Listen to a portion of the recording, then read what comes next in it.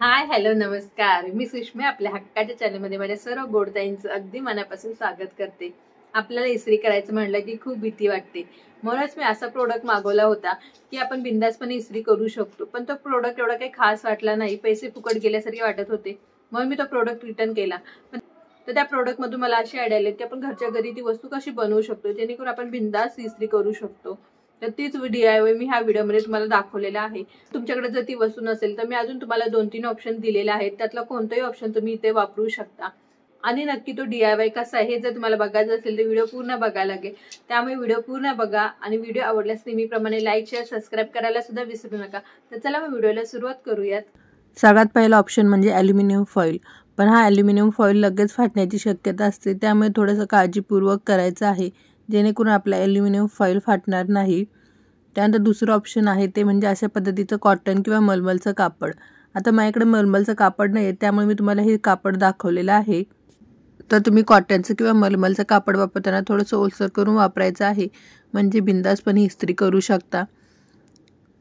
आता आपण तिसरा प्रकार बघणार आहोत, तो म्हणजे ब्लाऊज आपण सरळ न ठेवता उलट करून इस्त्री करायची आहे, म्हणजे आपण बिंदासपणे इस्त्री करू शकतो. कारण ब्लाऊजचे मेन कापड हे इस्त्रीवर पटकन चिकटण्याची शक्यता असते. तसे आस्ताचे कापड इस्त्रीला पटकन चिकटत नाही. त्यामुळे तुमच्याकडे जर काहीच ऑप्शन नसेल तर तुम्ही ब्लाऊज उलट करून इस्त्री करायची आहे. तर आता सगळ्यात मस्त आपली ट्रिक म्हणजे हा बटर पेपर. तर तुम्ही हा बटर पेपर वापरू शकता. आणि हा जो आपल्या साडीमध्ये मिळतो तोच बटर पेपर आहे. तर तुम्ही बघू शकता पेपरच्या एका साईडला किती घड्या आहेत. तशा पूर्ण पेपरवरती घड्या होत्या, पण मी ह्याच्यावरती खूप सारी इस्त्री केलेली आहे, त्यामुळे त्या घड्या पूर्णपणे गेलेल्या आहेत. म्हणजे तुम्ही या पेपरवरती किती इस्त्री केली तरी अजिबात कापड खराब होणार नाही. त्यानंतर आपला पाचवा पर्याय म्हणजे न्यूजपेपर. तर न्यूजपेपर हा सगळ्यांनीच वापरला असेल, पण न्यूजपेपरमुळे कधी कधी कापड जळण्याची शक्यता असते. त्यानंतर सहावा प्रकार म्हणजे आपल्या सगळ्यांच्या घरात अवेलेबल असणारं प्लॅस्टिक. आता तुम्हाला असं वाटेल प्लॅस्टिक कसं काय? तर हो, आज आपण प्लॅस्टिकच वापरून मस्त असं DIY बनवलेलं आहे. तर चला बघूयात. तर इथे मी डीमार्टचा बाजार भरल्यानंतर जी जाड पिशवी भेटते तीच कट करून घेतलेली आहे. तर ती 16 बाय 20 इंचाची आहे आणि सेम मेजरमेंटमध्ये कापडसुद्धा घेतलेलं आहे. तर हे कॉटनचं कापड आहे आणि याचे धागे वगैरे जास्त निघत नाहीत आणि इस्त्री करताना कॉटनचं कापड शक्यतो लवकर जळत नाही, त्यामुळे मी कॉटनचंच कापड वापरलेलं आहे. तुम्ही सुद्धा जर असा DIY बनवणार असाल तर कॉटनचंच कापड वापरायचं आहे. तर आता या प्लॅस्टिकवरती कापड ठेवून आपण उभ्या आडव्या अशा लाईन मारून घ्यायच्या आहेत आणि लाईन मारून झाल्यानंतर बाजूने एक्स्ट्राचं कापड असेल ते आपण कट करायचं आहे. मी माझ्या प्रत्येक व्हिडिओमध्ये तुम्हाला काही ना काही नवीन शिकवण्याचा नक्कीच प्रयत्न करत असते. तर मागच्या एका व्हिडिओमध्ये मी तुम्हाला सांगितलं होतं की माझ्याकडून कस्टमरचा ब्लाऊज जळालेला होता आणि म्हणून मी मिशोवरून आयरन सेफ्टी कवर मागवला होता, पण त्याने पाहिजे जेवढी कडक इस्त्री होत नव्हती.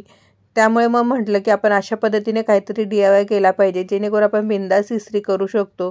तर मी काही सुरुवातीचे पर्याय सांगितलेले आहेत ते वापरू शकता किंवा तुम्ही अशा पद्धतीचं एक DIY बनवून ठेवू शकता, म्हणजे तुम्हाला कायमस्वरूपी उपयोगी पडेल. आणि माझ्याकडून जी चूक झाली ती तुमच्याकडून होऊ नये, त्यामुळे इस्त्री करताना तुम्ही अशा पद्धतीने वेगवेगळ्या गोष्टीचा वापर करू शकता. तर बघा, सगळीकडून कापड व्यवस्थित असं कट करून घेतलेलं आहे आणि आपल्या सगळ्या बाजू सेम आहेत. आता हे खरंच आपल्याला उपयोगी आहे की नाही हे चेक करून बघूयात. तर तुम्ही बघू शकता हे येलो कलरचं कापड किती चुरगळलेलं आहे. तर त्याच कापडावरती आपण अशा पद्धतीने आपण जो DIY बनवलेला आहे तो ठेवायचा आहे आणि इस्त्री करून बघायची आहे. तर बघा, इस्त्री केल्यानंतर जे आपल्या चुन्या होत्या त्या पूर्ण चुन्या गेलेल्या आहेत. तर त्यानंतर मी बऱ्याच कपड्यावरती इस्त्री करून बघितली तर इस्त्री जास्त तापल्यामुळे प्लॅस्टिकचा पेपर अशा पद्धतीने झालेला आहे. तर आपलं कापड कुठेही डॅमेज झालं नाही, फक्त प्लॅस्टिक असल्यामुळे थोडंसं पागळ्यागत झालेलं आहे. तर बघा, प्रामाणिकपणे मी तुम्हाला सांगितलेलं आहे की ती वस्तू वापरल्यानंतर अशा पद्धतीने होणार आहे. जर तुम्हाला असं वाटत असेल की हे व्हायला नको तर तुम्ही याऐवजी बटर पेपर वापरू शकता. कारण मी बटर पेपरवरती सुद्धा बऱ्याच वेळा इस्त्री ट्राय करून बघितली, पण बटर पेपर अजिबात खराब होत नाही. त्यामुळे तुम्ही प्लॅस्टिकच्या ऐवजी बटर पेपर वापरायचा आहे. मी ज्यावेळी प्लॅस्टिक वापरलं त्यावेळी माझ्या लक्षात नाही आलं की आपण बटर पेपर वापरायला पाहिजे. ह्या DIYचं असं झाल्यानंतर माझ्या लक्षात आलं की आपण अजून काय वापरू शकतो, त्यावेळी बटर पेपर हे माझ्या लक्षात आलं. पण नंतर परत व्हिडिओ बनवण्यापेक्षा म्हटलं आहे त्याच व्हिडिओमध्ये तुम्हाला सांगायला पाहिजे की तुम्ही प्लॅस्टिकच्या ऐवजी बटर पेपर वापरू शकता. तर तुम्हाला आजचा हा व्हिडिओ कसा वाटला हे कमेंट करून मला नक्की सांगा आणि खरंच युजफुल ठरला की नाही हे सुद्धा मला कमेंट करून नक्की सांगा. व्हिडिओ पूर्ण बघितल्याबद्दल धन्यवाद. पुन्हा भेटू अशा छानशा व्हिडिओमध्ये. तोपर्यंत बाय आणि टेक केअर.